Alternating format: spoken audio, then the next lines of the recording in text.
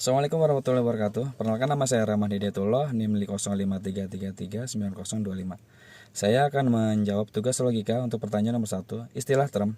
Dalam logika atau bahasa pada dasarnya seperti berarti kata atau ungkapan yang mewakili suatu ide, benda atau konsep secara umum.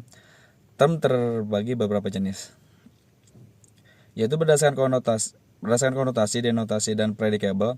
Pembagian term berdasarkan konotasi atau bicara tentang makna atau isi dari suatu term berupa ciri sifat atau yang melekat pada objek.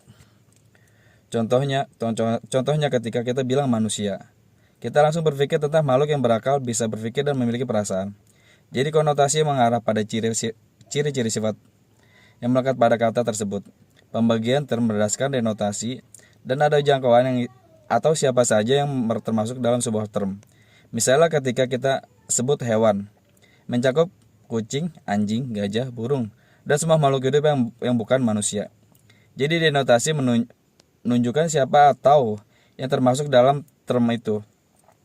Pembagian term berdasarkan predicable adalah bagaimana sebuah term digunakan dalam kalimat untuk menjelaskan subjek.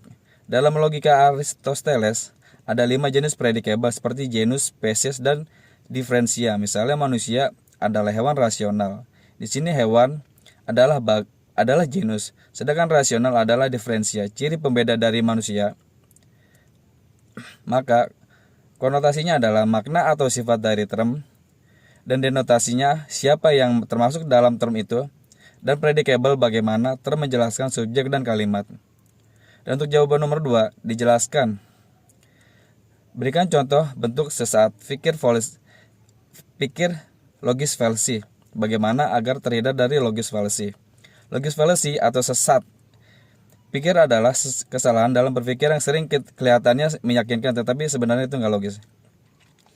Biasanya menjadi contoh debat, diskusi, atau kita lagi berargumen. Contoh si A, kita harus kurangi sampah plastik. Dan si B, kamu bisa aja. Masih sering beri air botol plastik, gak usah sampah dulu deh. Padahal benar atau salahnya argumen si A tidak tergantung dan dari kebiasaan pribadinya. Fokus harusnya pada isi argumen, bukan siapa yang ngomong. Bagaimana cara menghindarinya? Fokus ke argumen, bukan ke orangnya. Gunakan data, bukti, atau pikiran logika, bukan emosi. Latih pikir kritis dan pikir ulang atau tanya, ini masuk akal gak sih? Sekian jawaban dari saya. Wassalamualaikum warahmatullahi wabarakatuh.